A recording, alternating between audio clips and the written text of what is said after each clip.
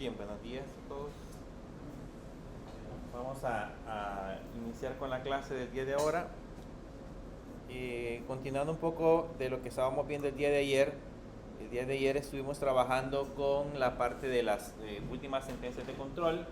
Estuvimos utilizando el include y estuvimos utilizando por ahí el require para poder agregar diversos elementos a nuestras aplicaciones y ver cómo podíamos en ese caso ya mandar a llamar esos archivos cuando los teníamos en ubicaciones diferentes. Les decía que el objetivo principal de utilizar el require y utilizar el include es que podamos dividir el código en pequeños segmentos con el objetivo de que no tengamos todo mezclado en un solo script, sino que lo tengamos separado y un poco más ordenado. Esa es la idea principal. Entonces, de hecho, ahorita creamos, por ejemplo, en este caso, la parte de las funcionalidades, creamos un archivo que se llama funciones y en ese archivo colocamos todas las definiciones de las funciones con las cuales íbamos a trabajar y luego, después de eso, lo mandamos a llamar desde el archivo operaciones. Vean que están separados, pero que nosotros podemos mandar a ejecutar las funciones que hemos definido en el archivo anterior sin ningún problema. Yo les mencionaba el día de ayer que una de las ventajas que tenemos, o una de las diferencias que tenemos entre el require y el include es principalmente el manejo de errores. Cuando utilizamos el require, cuando utilizamos el include, solamente nos muestra un warning, pero el código se sigue ejecutando. Y cuando utilizamos un require, el código, el error que se genera es un fatal error y el código se detiene en esa línea. Esa es la diferencia entre utilizar el require y el include. Pero la idea principal de todo esto también es que nosotros podamos separar en alguna medida los documentos. Quiero mostrarles, aquí vamos a crearnos en el archivo clase 4. Vamos a crearnos un archivo que se llame encabezado.php para poder colocar un ejemplo de otra vez de utilizar el archivo include o el require. Le ponemos encabezado.php.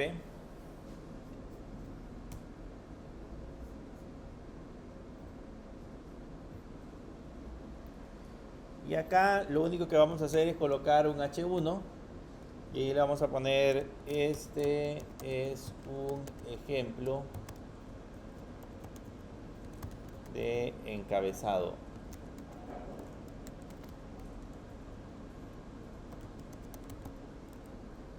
Este es un ejemplo de encabezado.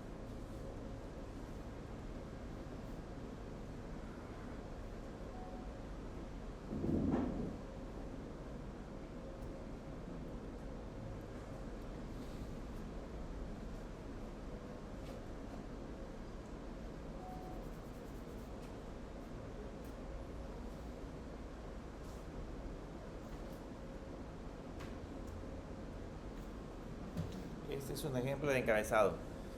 Esto lo guardamos y ahora podemos regresar, por ejemplo, al archivo que teníamos previamente, que era el archivo de operaciones.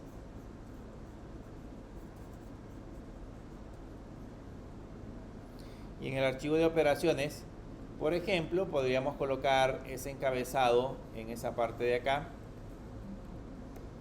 Ahí podemos agregar un include. Y en ese include colocarle encabezado.php.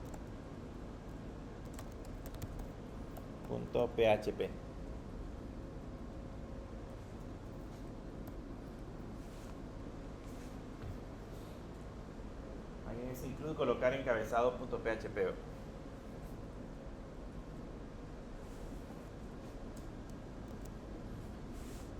Y si nos vamos ahora a la parte del navegador, van a notar que ahora en el navegador, si yo ejecuto esa misma aplicación, ya me aparece, este es un ejemplo de encabezado. ¿Okay? Ya me muestra en ese caso la información que nosotros teníamos previamente generada. Ya me dice que estoy visualizando en ese caso un archivo con el texto que acabamos de generar al otro extremo. Ahora bien, la ventaja que tenemos es que ese texto que acabamos de generar, de poner el include encabezado y colocarlo en esa parte superior, también podríamos agregarlo o también podríamos colocarlo en otro punto diferente del archivo, colocándolo repetido. Si lo queremos ver de esa manera, puedo repetir esa misma instrucción.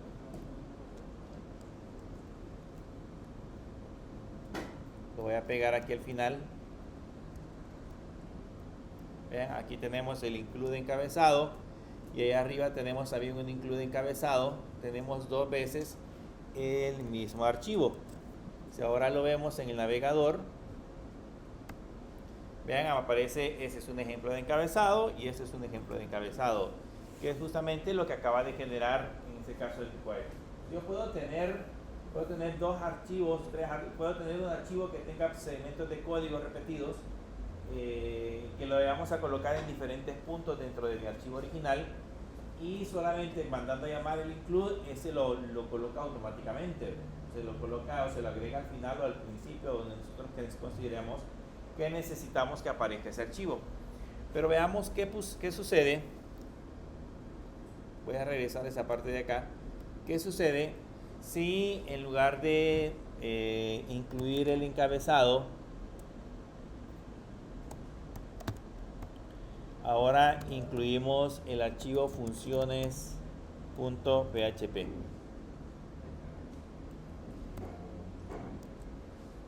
Vamos a incluir el archivo funciones.php.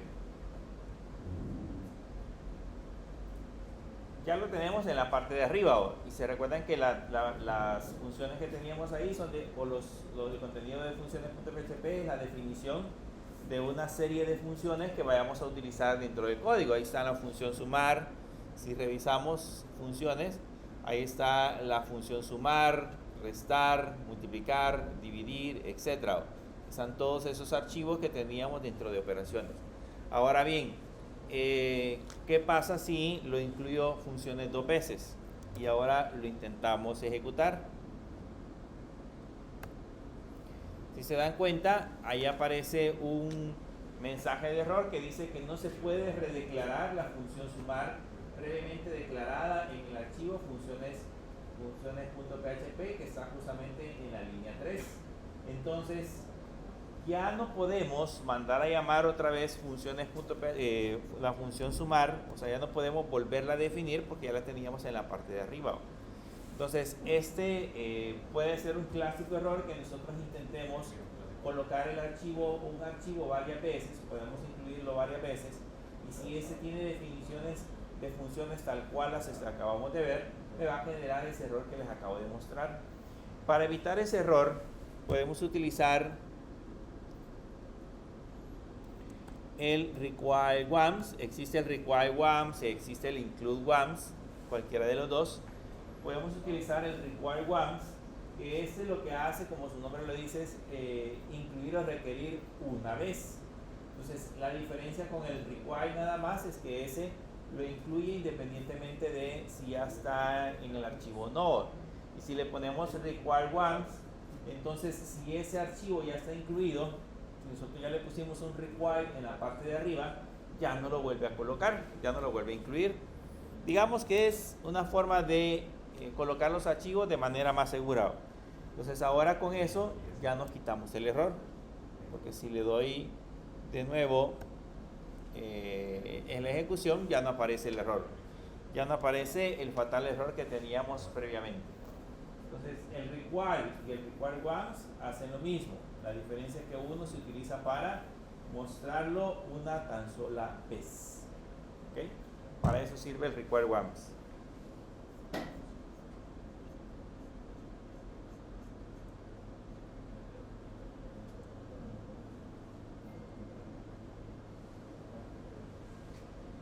¿Preguntas?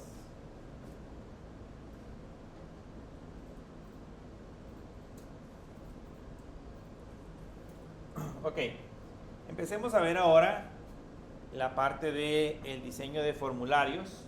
Vamos a trabajar con formularios, pero con formularios manipulándolos con PHP. Vimos el ciclo pasado, vimos formularios y aprendimos a utilizar cada uno de los elementos que ese contiene. De hecho, hicimos ejemplos donde podíamos colocar diferentes tipos de formularios e incluso manipularlos, aprendimos a manipularlos directamente con JavaScript. Pero ahora vamos a aprender a utilizar formularios, pero haciendo uso de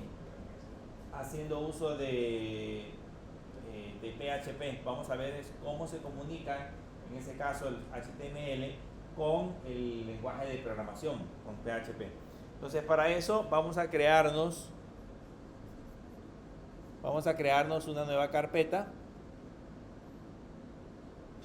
Háganle clic aquí en la parte en blanco y seleccionan nueva carpeta, y a esa nueva carpeta le vamos a poner clase 5.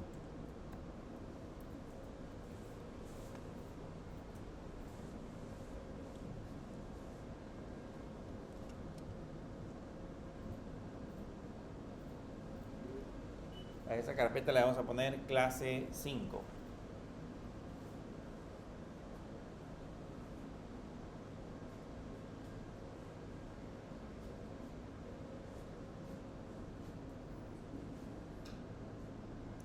Ya que nos creamos clase 5, vamos a crear un archivo dentro de él que se va a llamar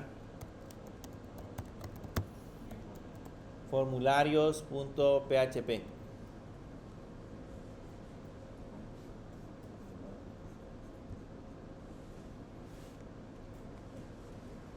Formularios.php.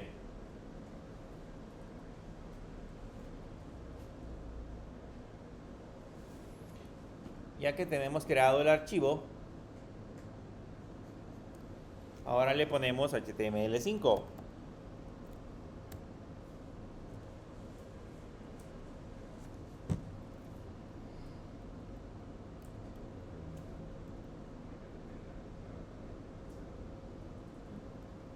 Y en el título le vamos a poner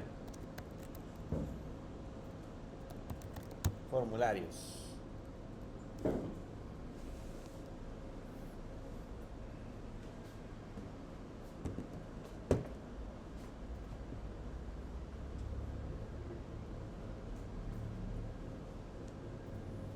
El título va a llevar formulario.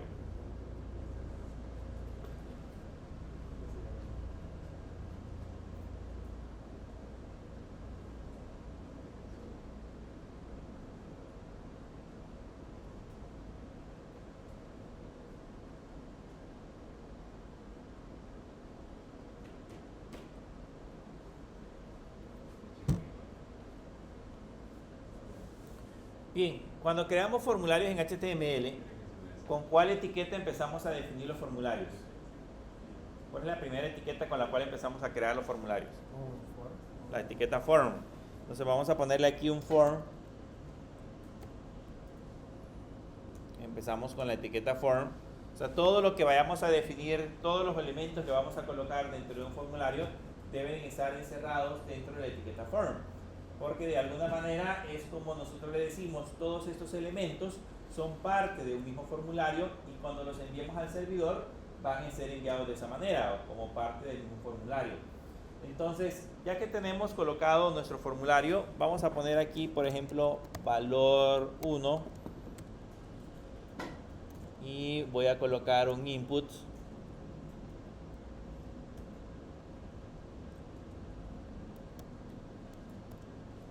Aquí pueden colocarle input .number, y ya le va a rellenar todo ese texto. No le vamos a colocar el ID, porque acuérdense que el ID lo utilizamos para manipular esos elementos a través de JavaScript. Solamente le vamos a colocar la etiqueta, el atributo name, y aquí el valor que le vamos a poner es B1, y vamos a agregar la etiqueta B en esa sección.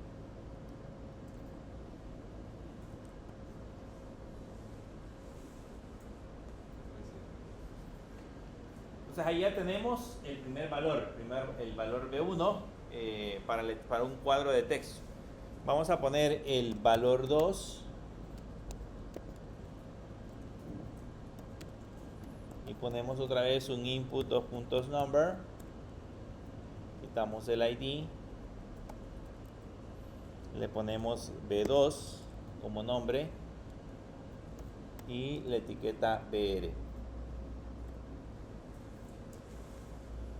Eso era para definir cuadros de texto, pero esos cuadros de texto van a ser o van a poder almacenar solamente valores numéricos. Son cuadros de texto donde solamente puedo digitar números.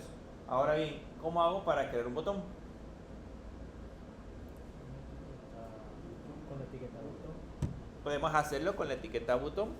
¿Ok? Eso es una manera. Puedo usar la etiqueta button para crear botones. Pero también, en el caso de los formularios, puedo crear la etiqueta submit, la etiqueta button, perdón, input y ponerle submit. Y también es válido. Entonces aquí le vamos a poner calcular. Puedo hacerlo de las dos maneras. Puedo hacerlo a través de un botón, o puedo hacerlo a través de una etiqueta input submit. Y de una sola vez nos vamos a crear un input, dos puntos reset, y aquí le vamos a poner borrar.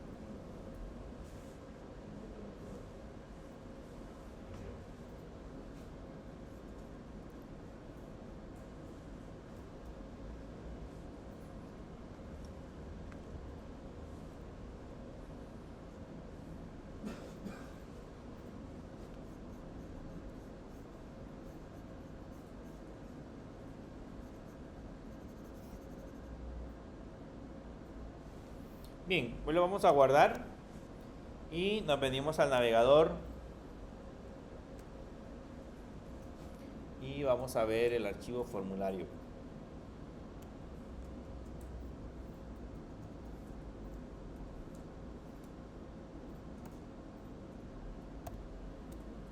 Clase 5, formularios, y allá tenemos el formulario.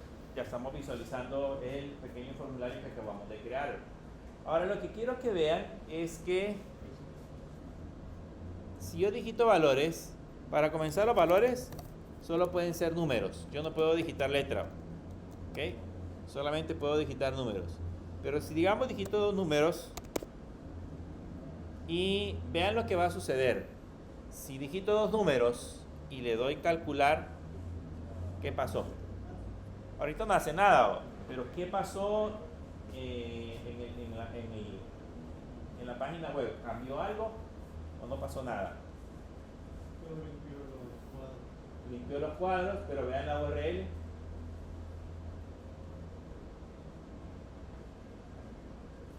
La URL cambió. Si observan la parte de la URL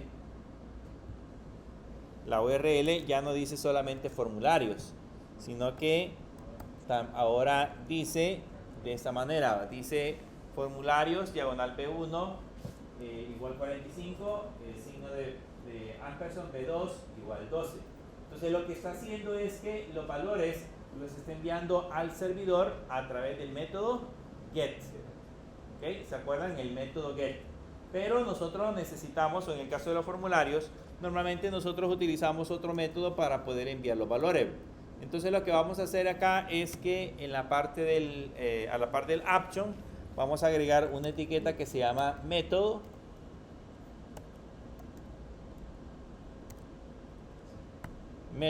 Y el método que le vamos a colocar sería el método post.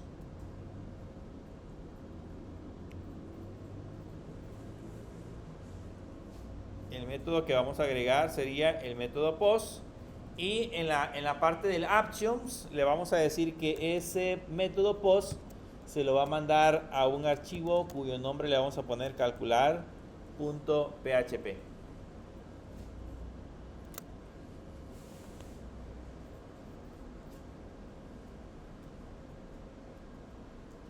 Entonces por el método post vamos a enviar esas variables que tenemos en la parte de abajo, pero se las vamos a enviar a un archivo que se llama calcular.php.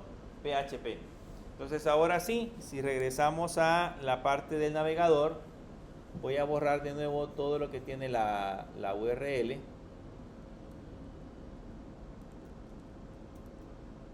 Hasta acá, hasta PHP. Vean, ahora coloco los valores. Y si le doy calcular, ¿cuál es la diferencia? Por el momento dice no found porque no hemos creado el archivo. No hemos diseñado, no hemos creado todavía calcular.php. Pero en la URL, ¿cómo aparece? Solo aparece calcular.php. Significa de que las variables que nosotros generamos se enviaron al servidor a través del método POST, que es un método, digamos, en teoría oculto para el usuario. El usuario no puede ver esas variables. ¿Se imaginan, por ejemplo, si lo que vimos anteriormente, si el formulario fuese un login y lo hubiéramos enviado a través del método GET y el usuario hubiera digitado la contraseña? Entonces, a través del método GET podemos ver la contraseña, porque visualmente va a quedar disponible cuando la enviemos al otro lado del navegador, ¿verdad? Al otro lado del navegador va a quedar visible. Pero en ese caso, si lo hacemos por el método POST, el usuario de manera normal, si queremos mencionarlo así, no puede ver esa contraseña, no puede ver esos datos, sino que esos datos se van de manera oculta. Creemos ahora el archivo calcular.php. Vamos a ver cómo llegan esos archivos al lado del servidor. Entonces vayámonos a clase 5.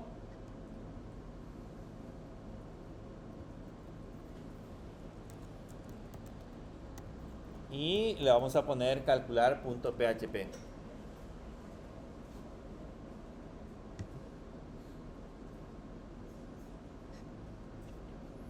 Vamos a crearnos ahora el calcular.php. Y lo primero que vamos a hacer es colocarle código PHP y vamos a imprimir. ¿Se acuerdan de que con el print R podemos ver el contenido de una variable compuesta? Entonces aquí yo puedo ver cuál es el contenido de la variable POST. E incluso para poder analizar qué es lo que estoy recibiendo en el GET, puedo ponerle cuál es el contenido de la variable GET. Ahí tenemos el POST y tenemos el GET.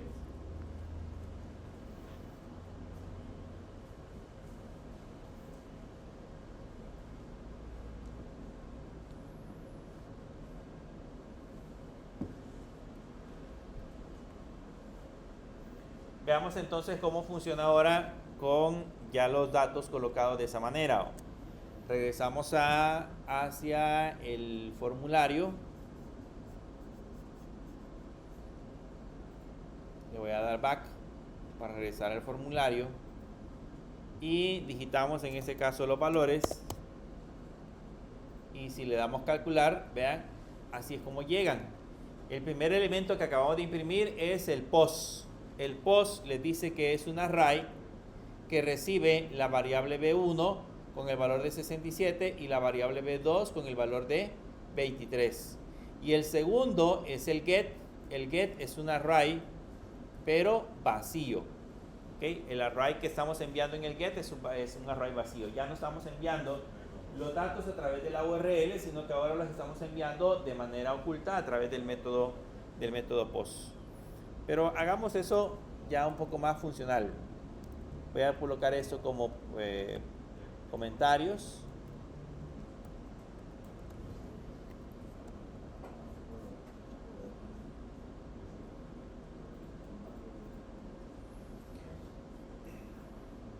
Antes de ponerlo como comentarios, quiero mostrarles algo. Solo véanlo aquí en la pantalla. Estos valores que tenemos acá,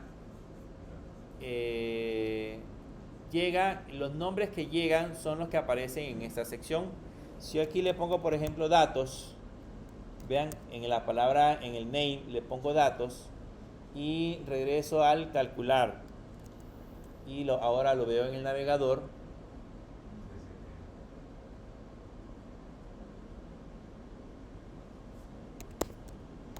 Vean, si lo pongo y le doy calcular, al otro lado llega como datos. Entonces hay que tomar en cuenta que el valor que nosotros estamos enviando para que lo reciba en el otro lado es justamente el nombre que hemos colocado en esa sección. Aquí donde dice B1, ese es el lugar donde nosotros hemos agregado, en ese caso, la definición de la variable que va a recibir por el otro lado PHP. Entonces, ahora que ya tenemos las definiciones de las variables, vamos a hacer los respectivos cálculos. Entonces le voy a poner $B1 igual a $-post. Ya no hacemos get, sino que ahora hacemos post.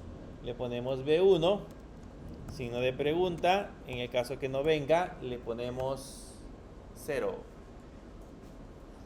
Le ponemos $B2 igual. Agregamos también el método post. Le ponemos B2 y en el caso que no venga le agregamos 0.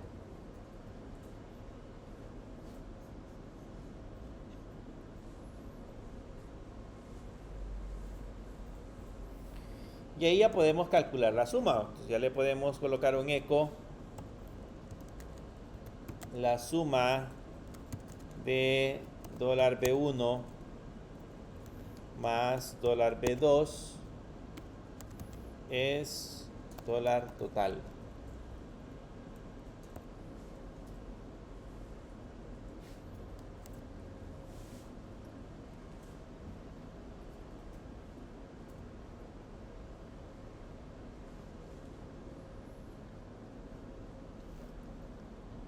Y ya tenemos en este caso un ejemplo de un script que recibe dos valores y devuelve la suma de esos dos valores. Si regresamos a la parte del navegador y regresamos al formulario,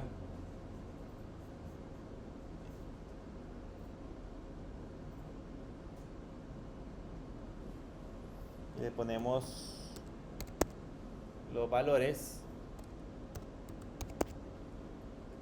y le damos calcular. Perdón, no sumamos.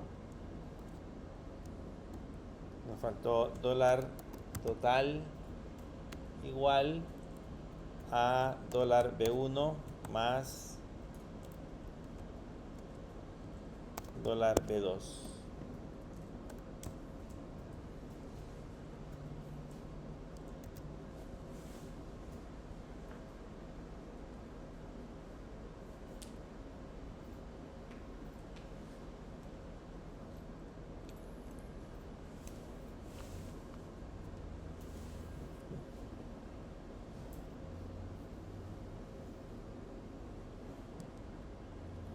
Y regresamos ahora sí al navegador, regresamos al formulario, le damos calcular, ya nos dice la suma de 40 más 12 es 52. Entonces ya está haciendo el proceso de sumar esos dos valores.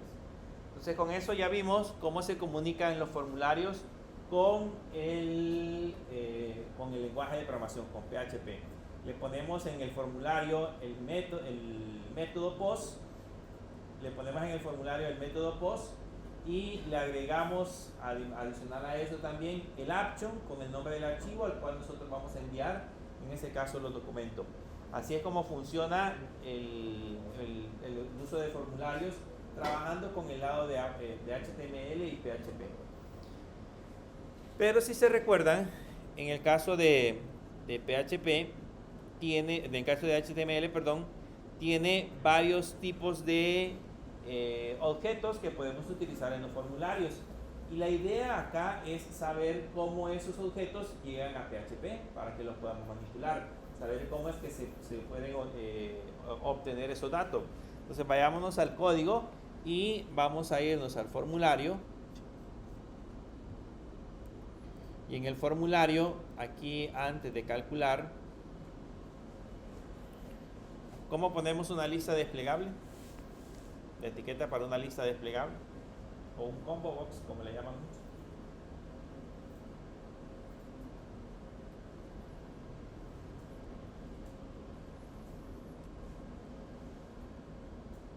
Una lista desplegable.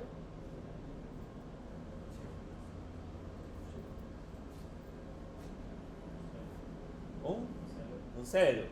Utilizamos en ese caso un select. Entonces vamos a poner aquí la etiqueta select sin colocar en ese caso el ID, porque ese solamente lo utilizamos para manipularlo desde JavaScript y no estamos viendo JavaScript en ese momento. Y acá al select le vamos a poner un nombre y le vamos a poner OP de operaciones. Le vamos a poner OP. Y un select, se recuerdan que está compuesto, internamente está compuesto por options. ¿Ok? Entonces aquí debemos de agregar un options. Y en el value vamos a agregar el valor que se va a enviar. Y luego entre los options vamos a colocar el texto que va a aparecer. En este caso sería sumar. Copiamos y pegamos. Le vamos a poner restar.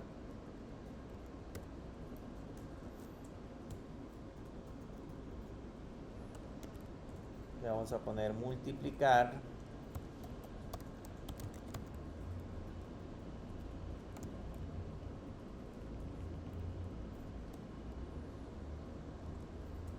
Y la opción 4.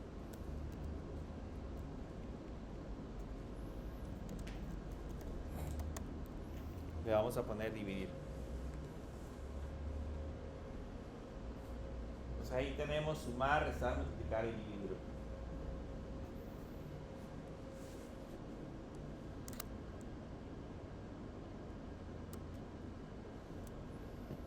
Si regresamos a la parte del formulario y actualizamos, bueno, ahí le faltó un BR. Aquí le falta un BR. Y en esta parte de arriba le hace falta la etiqueta. Le vamos a poner opción.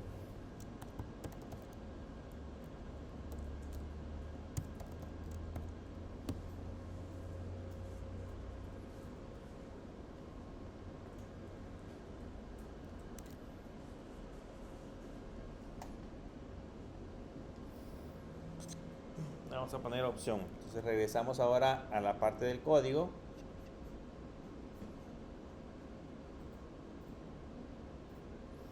Y ahí tenemos valor 1, valor 2 y la opción que sería sumar. Ahí nos va a aparecer la lista de opciones. En este caso tiene sumar, restar, multiplicar, dividir, que son las 4 opciones que le acabamos de agregar.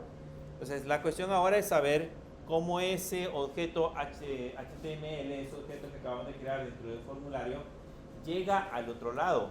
¿Cómo lo recibimos en el caso de PHP? Entonces vamos a regresar a PHP, nos venimos al al archivo calcular y vamos a quitarle los comentarios al printr, solamente para verlo.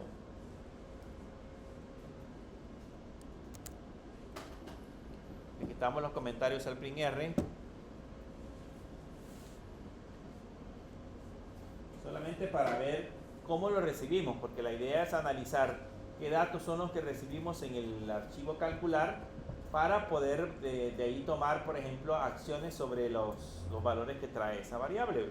Lo vamos a guardar o vamos a hacer cualquier otro caso, cualquier otro proceso. Entonces lo vamos a almacenar al otro lado. Entonces aquí voy a seleccionar, voy a colocar un valor, le vamos a dar calcular. Y si se dan cuenta, recibo el B1, el B2 y recibo la variable OP. Y la variable OP la recibimos con el valor de 1, que es justamente la opción que acabamos de seleccionar. Si yo selecciono restar y le doy calcular, recibo OP como 2. Entonces estoy recibiendo un valor numérico, pero yo estoy seleccionando una opción. Eso nos puede servir cuando ya estemos trabajando con aplicaciones.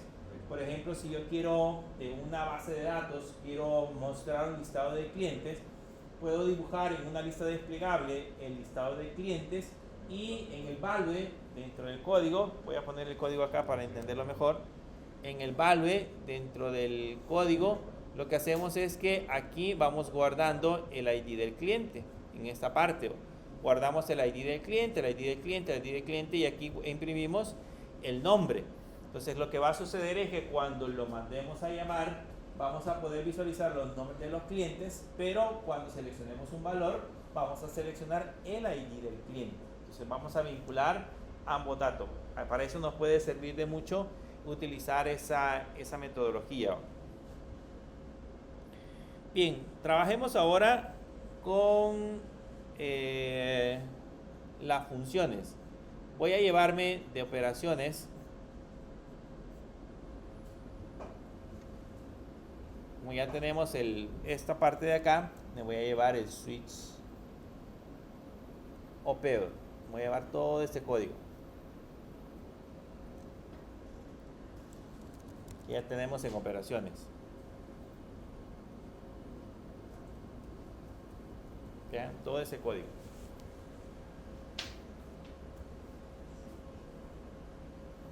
Todo el switch que teníamos al otro lado, nos lo vamos a llevar para la parte de calcular, perdón. Y lo pegamos en lugar de estas dos líneas. Voy a ponerle comentarios a estas dos líneas.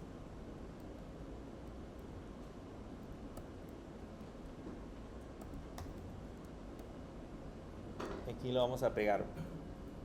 Como ya tenemos la variable OP, bueno, la variable OP no la hemos recibido, voy a ponerle aquí $OP va a ser igual a lo que venga a través del post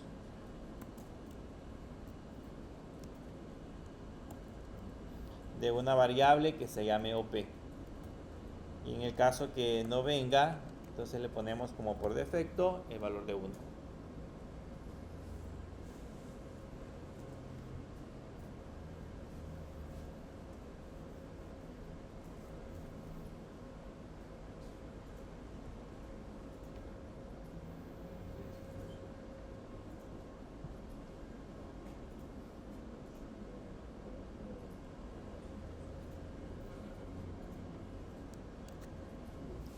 Entonces ahí ya tenemos la variable OP, ya tenemos el proceso para interactuar con la variable. Pero si ahora voy de nuevo hacia mi aplicación y le doy calcular, ¿cuál es el error que tenemos ahorita?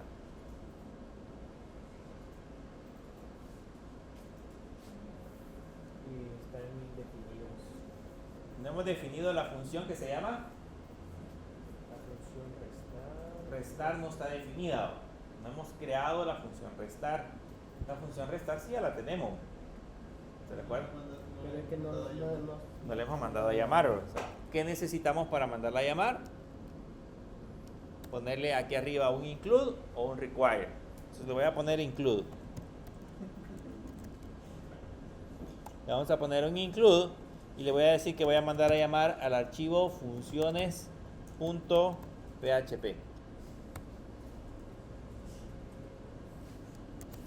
Veamos si ahora funciona. Le vamos a poner funciones.php y veamos si lo manda a llamar.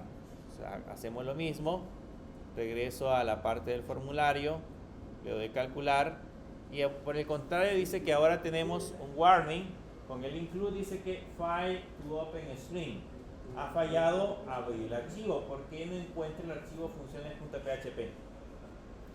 Dice que lo está buscando en var, www, html, clase 5, calcular.php en la línea 2. Dice que no encuentra el archivo funciones. Está en otra dirección. En otra URL, correcto. Entonces aquí lo tenemos estamos dentro de la carpeta clase 5. Entonces cuando yo no le pongo una ruta, él intenta buscar el archivo en la misma carpeta. ¿Ok? Entonces yo necesito decirle que lo voy a buscar a la otra carpeta.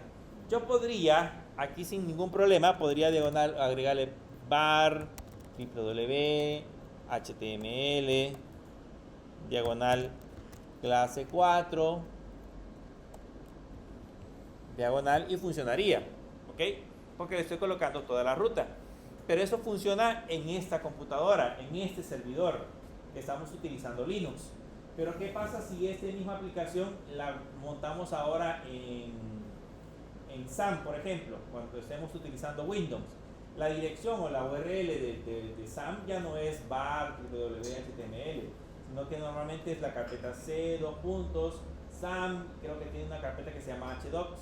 Entonces ahí es donde busca los archivos, a diferencia de Linux. Entonces ahí ya no nos funcionaría porque la ruta ya no está de esa manera. Entonces en lugar de colocar una ruta absoluta, deberíamos de colocar mejor una ruta relativa.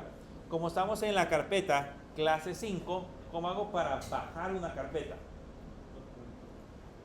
Ponemos dos puntos, a un punto, diagonal. Con eso regresamos a la carpeta, a la raíz. Y luego después de eso subimos a la carpeta clase 4. Clase 4.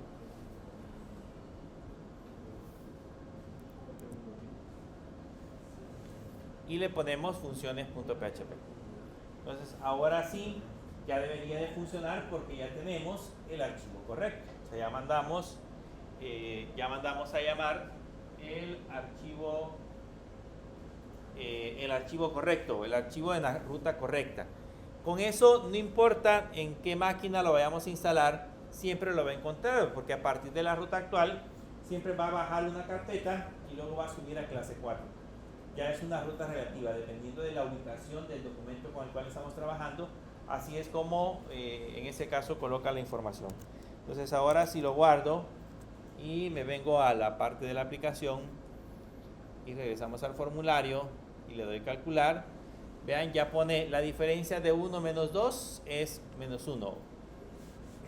Ya está funcionando en ese caso el proceso de la operación. Le vamos a poner un BR al printr. Voy a ponerle aquí un eco y entre comillas un BR para que no queden unidos.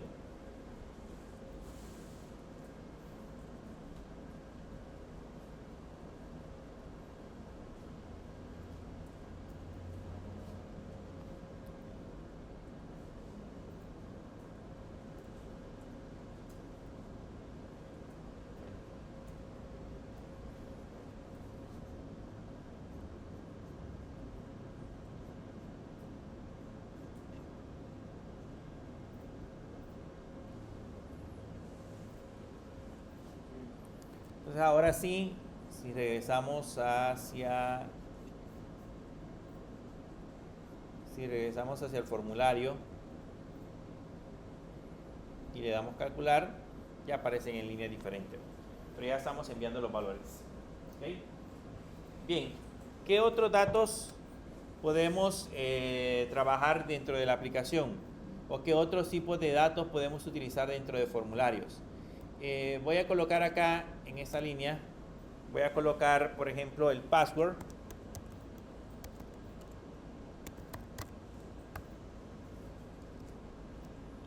Le vamos a poner password, dos puntos. Voy a poner un input, dos puntos password. Le vamos a quitar por el momento el ID y le vamos a poner password, passw.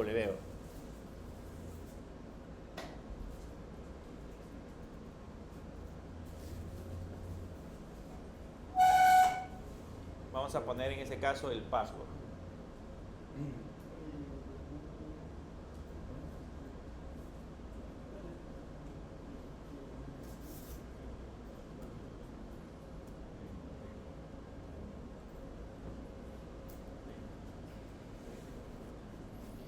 Con eso ya tenemos definido un objeto. Ya tenemos definido un objeto de tipo password. Si regresamos otra vez a la parte del formulario, ¿se recuerdan? Ahí le falta un BR al password.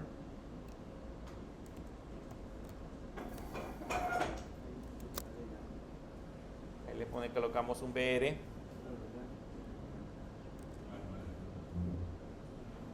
Y lo ejecutamos.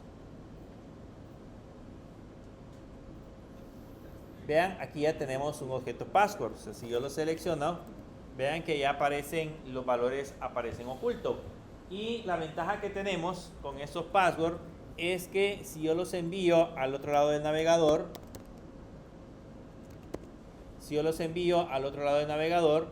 estos van ocultos, yo no los veo en la URL. Si observan, en la URL no aparece ninguna sección que diga password. Sin embargo, yo lo estoy recibiendo como passw, lo estoy recibiendo en el objeto. Aquí aparece passw y los números que nosotros acabamos de seleccionar. ¿Cómo hacemos para, estando acá, poder ver ese password? ¿Recuerdan que les enseñé ese truco en el ciclo pasado? Le damos a inspeccionar. Y luego.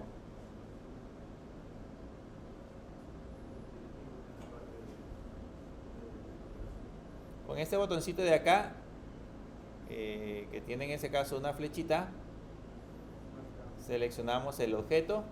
Y ahora voy a hacer más grande esta sección.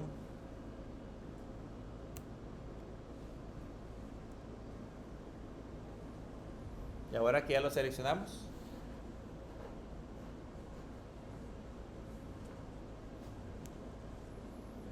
aquí donde dice type, solo le quitamos, le damos doble clic, le quitamos password y le ponemos text. Y ahí aparece. Si alguien, por ejemplo, guarda sus contraseñas así, ya saben cómo hackeársela.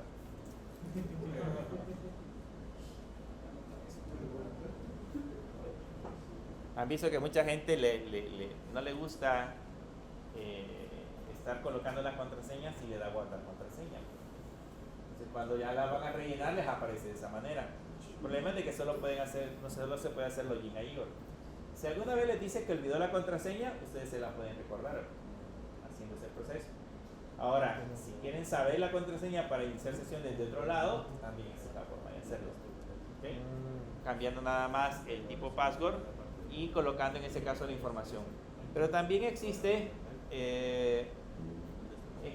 una manera un poco más, digamos, profesional, si lo queremos ver de esa forma, o que nos querramos complicar un poquito más, de hacerlo con JavaScript.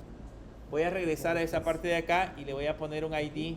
Normalmente los elementos HTML con los passwords siempre tienen un ID. Le voy a poner passw al password, al input password. Le voy a poner passw con un ID y vamos a ver qué podemos hacer con ese passw desde JavaScript. Porque la idea es poderlo también ver de otra manera. Si lo quieren hacer más profesional, o si en alguna vez hicieran, por ejemplo, crear un código en script que permitiera revelar contraseñas guardadas de esa manera, pues lo vamos a hacer utilizando en ese caso el código que les voy a mencionar. Entonces ponemos ahí en el ID, le ponemos passw y regresamos de nuevo hacia la parte del navegador, y en la parte del navegador nos ubicamos en la sección que dice consola. Buscamos aquí la consola, ahí tenemos la consola, y en la consola ahí vamos a ver, lo voy a hacer más grande. Salud.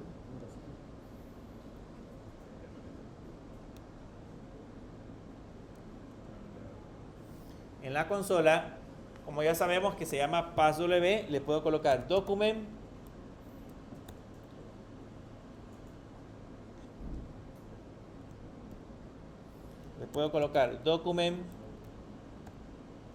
punto, y ese tiene un método que se llama getElementById,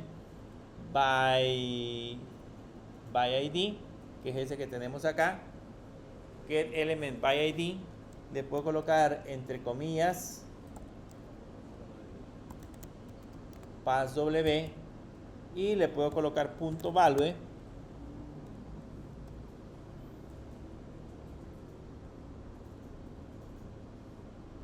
Perdón, no lo he actualizado.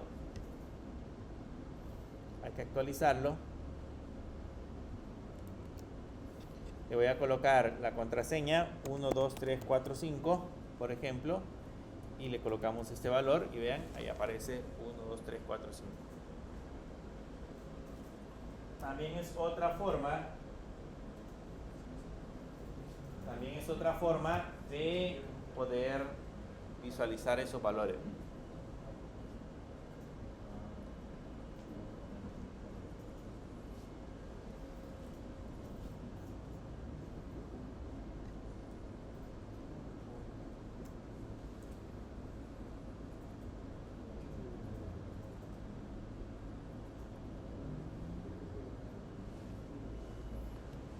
¿Preguntas con el password?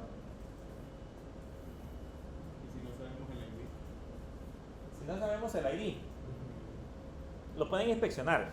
Acuérdense que como yo lo puedo inspeccionar dándole clic acá y dándole clic a esta parte de acá, lo puedo inspeccionar. Esa es una manera. La otra forma es, si ustedes no quieren inspeccionarlo, sino que quieren hacerlo directamente con JavaScript, pueden utilizar, por ejemplo, vamos a ver si funciona, pueden utilizar document.query selector, se llama el elemento query selector. Abrimos llaves, abrimos comillas y le ponemos input, dos puntos y entre corchetes type igual password punto value.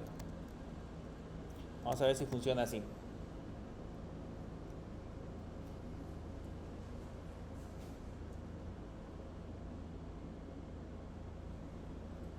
Creo que no lleva los dos puntos. Déjenme ver.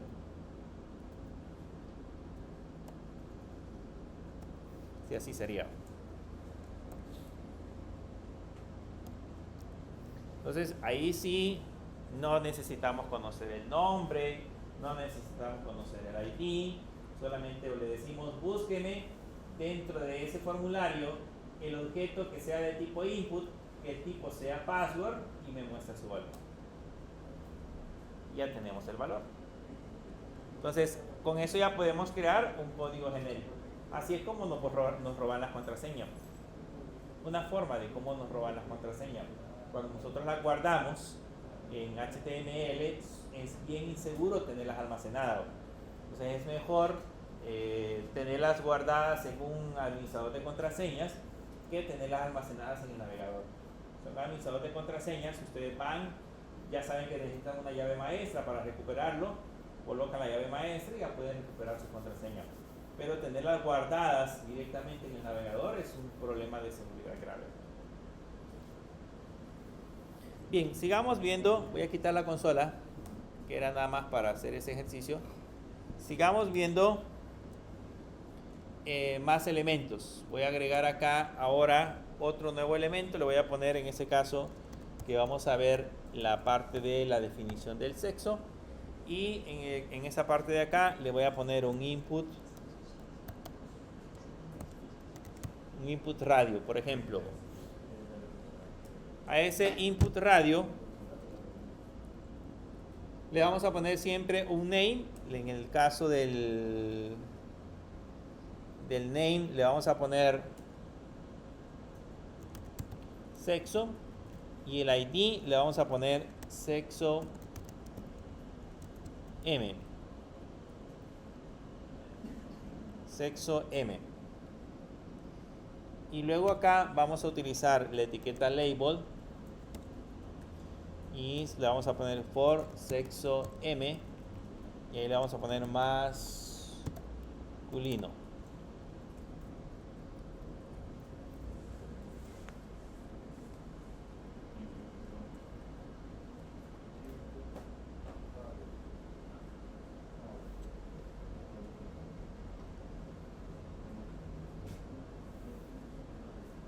Le vamos a poner masculino. Entonces ahora vamos a copiar y pegar eso. Y ahora le vamos a poner en el ID, sería sexo F. Le ponemos un label for sexo F. Y le ponemos femenino.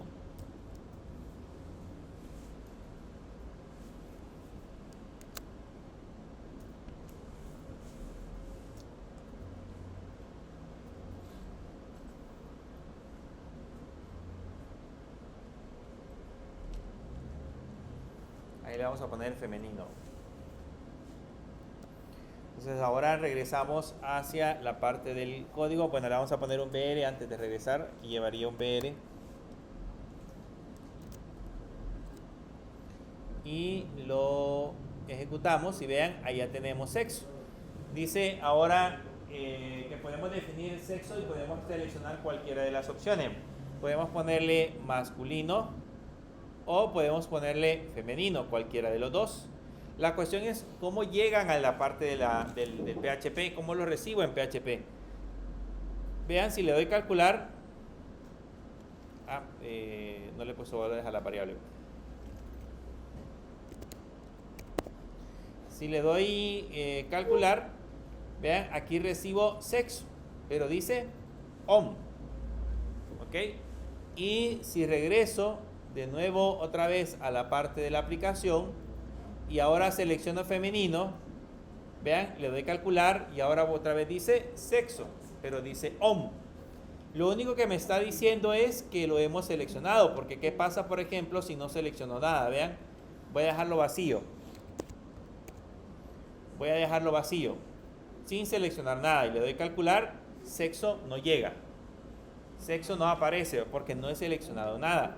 Entonces, ¿qué es lo que está sucediendo? Que en este caso, solamente cuando lo selecciono me dice que lo tengo como ON, lo tengo seleccionado, pero no sé qué valor he seleccionado. Entonces, la idea es saber si tenemos seleccionado masculino o femenino. ¿Cómo podemos realizar ese proceso? Regresemos hacia acá y en el radio, en el primero, le vamos a poner un valve y este, como es masculino, le vamos a poner una M. Y ahora regresamos hacia acá, le ponemos en el valve y ese, como es femenino, le vamos a poner una F.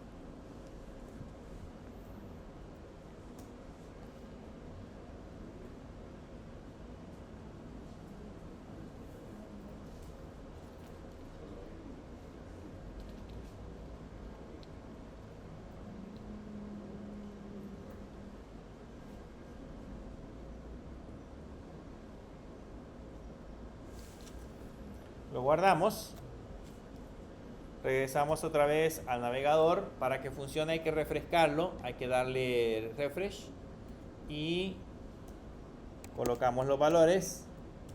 Y voy a seleccionar ahora, por ejemplo, masculino. Vean, selecciono masculino y le doy calcular, que llegó al otro lado.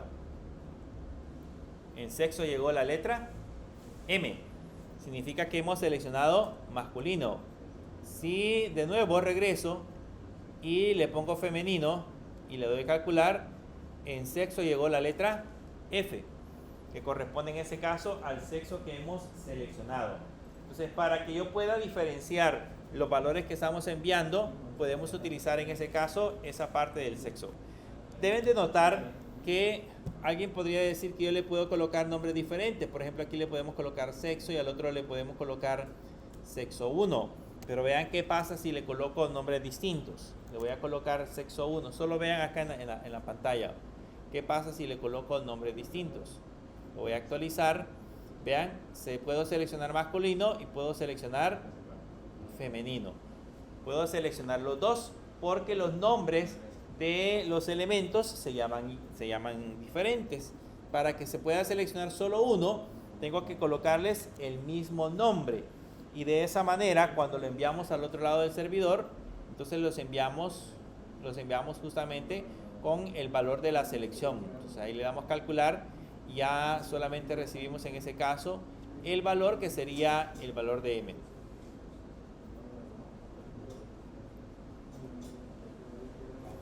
Bien, el otro problema que tenemos es que inicialmente no aparece seleccionado ninguno. Y ese es un problema porque puede hacer que el usuario le dé calcular sin haber seleccionado el género. Entonces, para que nosotros podamos hacer que aparezca un valor predeterminado seleccionado, podemos regresar de nuevo a la parte de la aplicación y en el caso del primero que tenemos acá, le podemos agregar la palabra checked.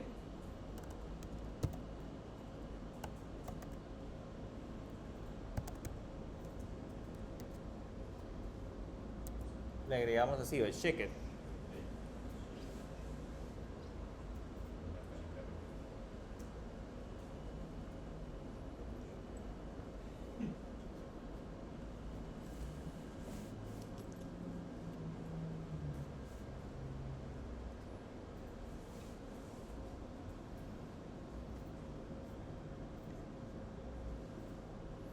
Ahí le falta una C. Checked, así.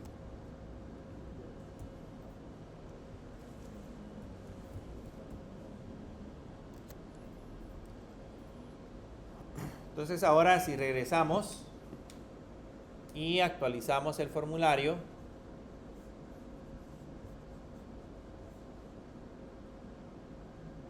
van a notar que ya aparece seleccionado.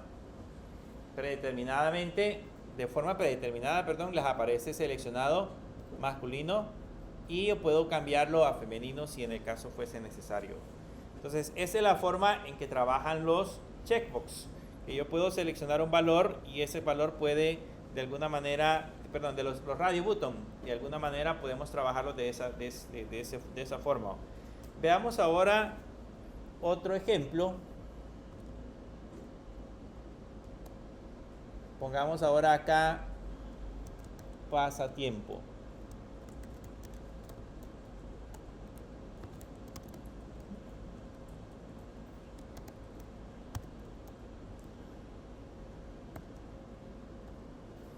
Le vamos a poner pasatiempo.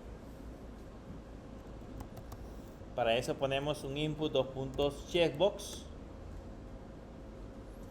Y a este le vamos a colocar un name, que sería en ese caso, dígame un nombre de un pasatiempo. Leer. Le vamos a poner como nombre en minúsculas, perdón, leer.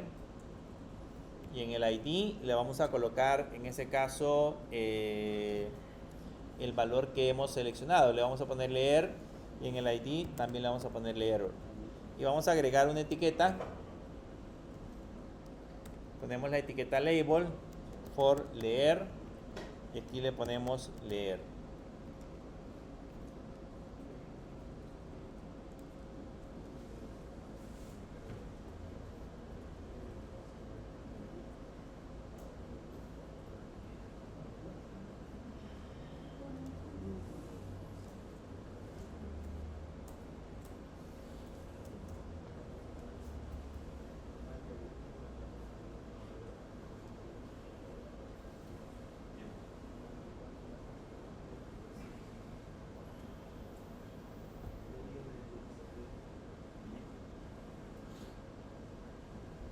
Ya le pusimos el primer pasatiempo que sería leer.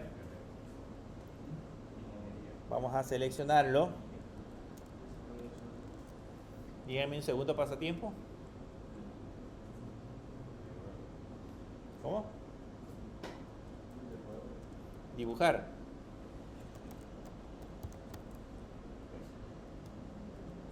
Le ponemos al ID dibujar.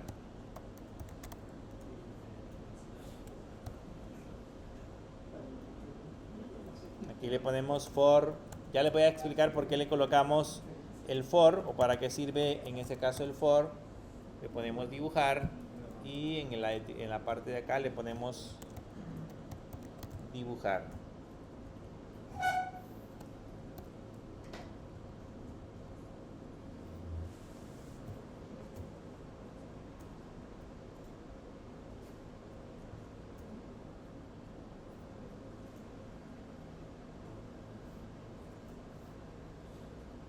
Ya tenemos dibujar.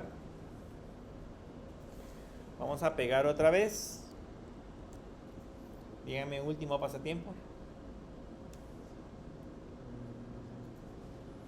Además de leer y dibujar.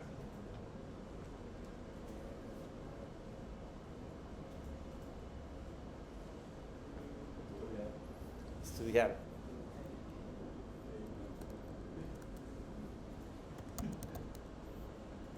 Estudiar, por ejemplo.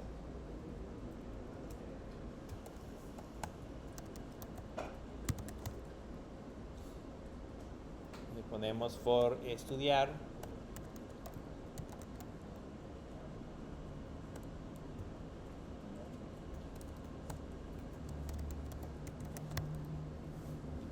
Estudiar. Y como es el último pasatiempo, le vamos a agregar aquí un verbo.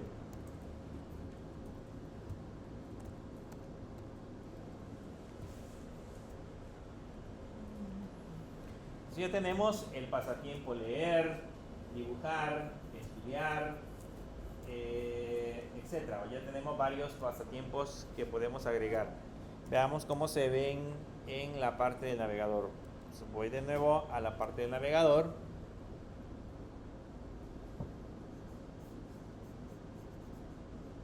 Y actualizamos en el navegador.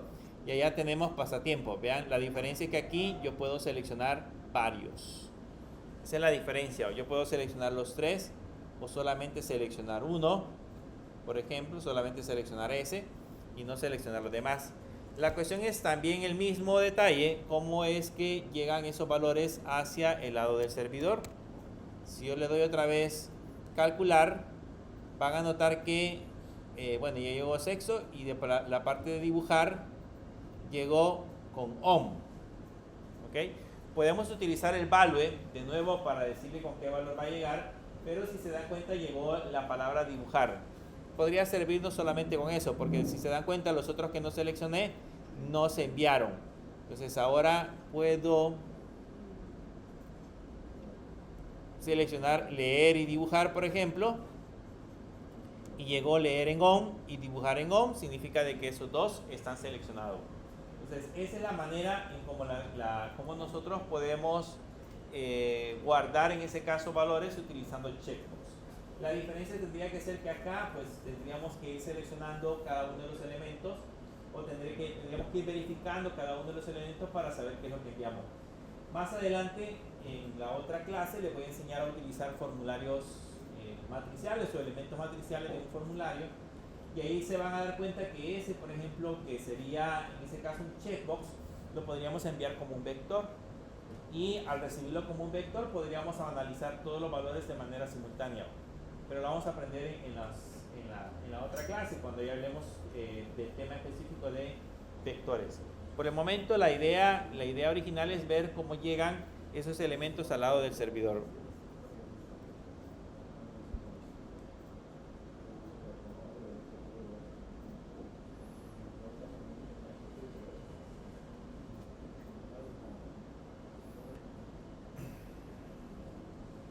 Bien, adicional a estos elementos, podemos trabajar también con la parte de las fechas. Voy a colocar aquí fecha de nacimiento. Y le voy a poner un input, date. La fecha de nacimiento en inglés se abrevia como, no es necesario un IDE, day of birthday. Sí, day of birthday. Entonces le vamos a poner day of birthday. Y le vamos a agregar una etiqueta BR. Entonces en ese caso la fecha de nacimiento vamos a seleccionar un valor para un campo de tipo date. Ese campo de tipo date tiene la característica de que puede trabajar o vamos a trabajar directamente con manipulaciones de fechas. Vamos a tener que utilizar en ese caso valores de fechas. Y si regreso, lo voy a guardar. Si regreso de nuevo ahora hacia la parte de la aplicación, al navegador, perdón, y regresamos al formulario, van a notar que aquí está la fecha de nacimiento. Y si selecciono una fecha, si selecciono una fecha, me aparece un calendario. Y ese calendario que aparece, yo puedo sin ningún problema seleccionar un año diferente. Vean, aquí puedo seleccionar un año hacia abajo.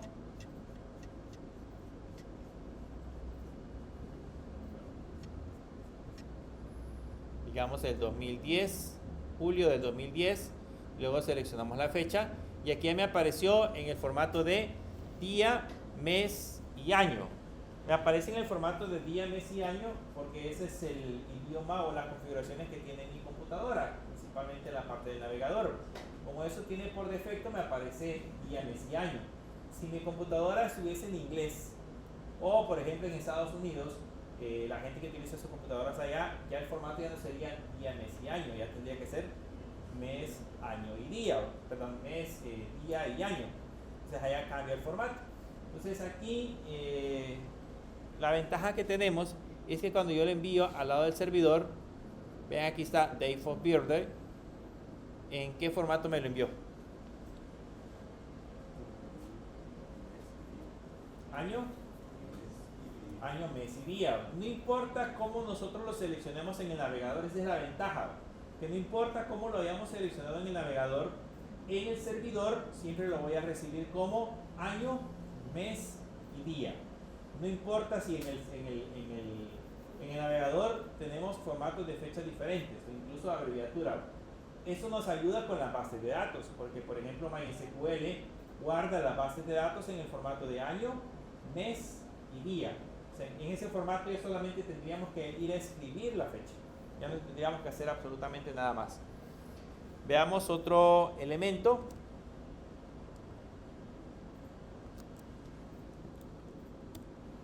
Pongámosle acá, por ejemplo, la hora de nacimiento.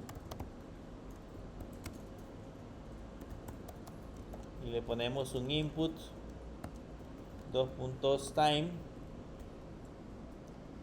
Y ahí le vamos a poner time of birthday.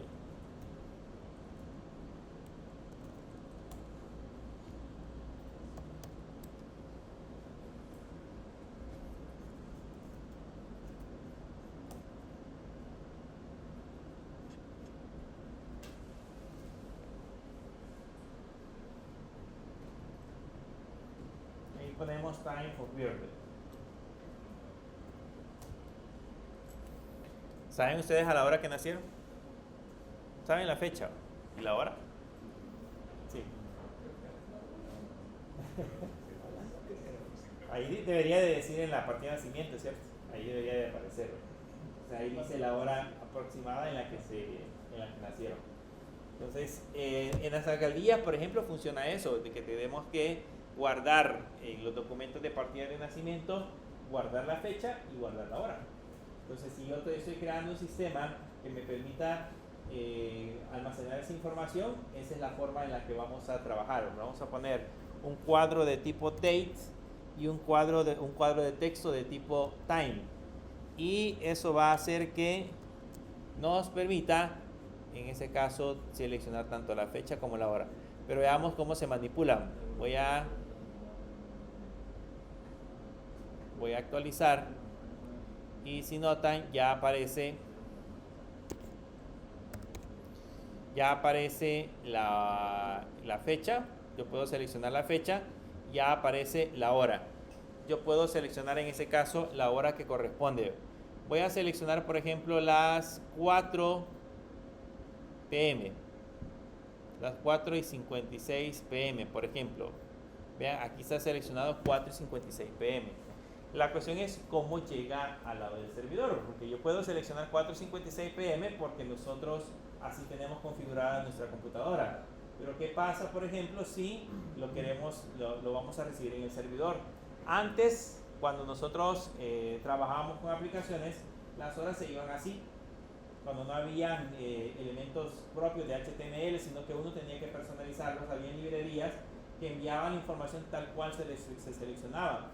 El problema es que cuando se recibía en el lado del servidor, uno tenía que transformar esas fechas al formato de la base de datos para poder escribir y era un poco más complicado.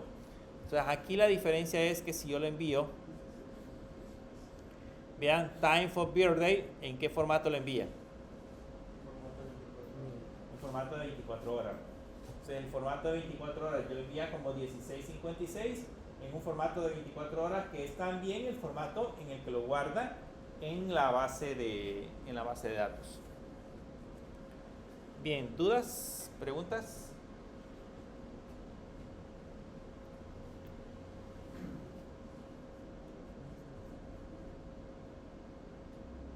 ¿No?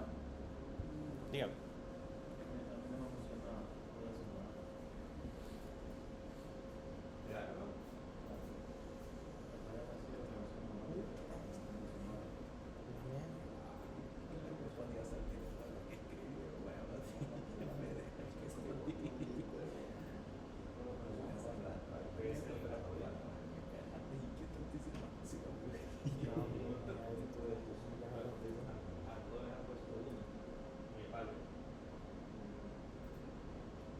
Tiene que ser 1, 2 a la otra. A la otra 3 y a la otra 4. Vale. Y ahora váyase a calcular que ver cómo es el calcular.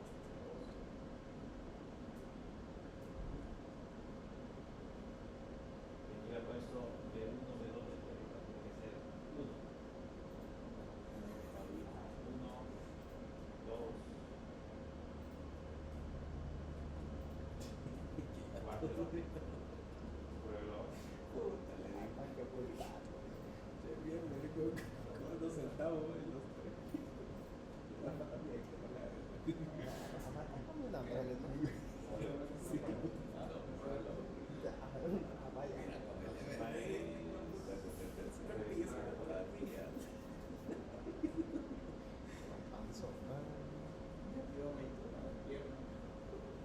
A esa función.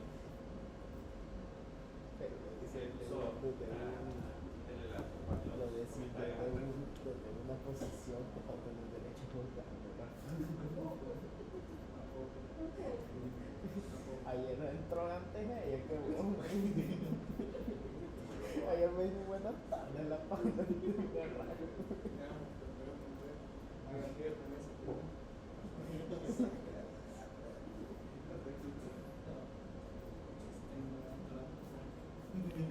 Bien, esas eran todos los elementos que teníamos para la parte de las definiciones de colores, de elementos HTML. Ahí podemos seguir agregando más elementos. Pues se acuerdan que vimos uno de que era del color, que les aparecía una paleta de colores donde ustedes podían seleccionar el valor y ese valor también se podía enviar en hexadecimal hacia la parte del servidor. También podríamos tener esas definiciones. Imagínense que estamos creando una aplicación donde el usuario tiene que seleccionar el color del producto. Estamos hablando de una prenda y tiene que seleccionar el color de la prenda. Podemos hacer uso, en ese caso, de ese objeto de color para poder seleccionar de la paleta que tiene el HTML. Y hay otros elementos adicionales que podemos utilizar. Hay una gran cantidad de elementos HTML que hacen que sea más sencillo poder crear formularios y poder hacer que el usuario permita alimentar información a las aplicaciones. Pero eso, básicamente lo que hemos visto ahorita son los más útiles, son los más comunes al momento de utilizar elementos HTML, son los que más se aplican cuando estamos trabajando con el diseño de este tipo de aplicaciones. Así que más adelante, en las otras clases, ya vamos a utilizar formularios. En los ejemplos anteriores con los cuales hemos estado trabajando, normalmente hacemos uso del get. O sea, en la URL seleccionamos el get y ahí ponemos en este caso los elementos. Ahora ya no vamos a utilizar el get, ahora vamos a utilizar formularios. Para cada ejemplo que vayamos a crear a partir de ahora, vamos a estar utilizando diseño de formularios, ¿okay? Para que las aplicaciones se vean muchísimo mejor. Bien, lo vamos a dejar hasta ahí. Y si gustan pueden salir unos 10 minutos a tomar aire, agua, ir al baño y regresan para hacer el examen.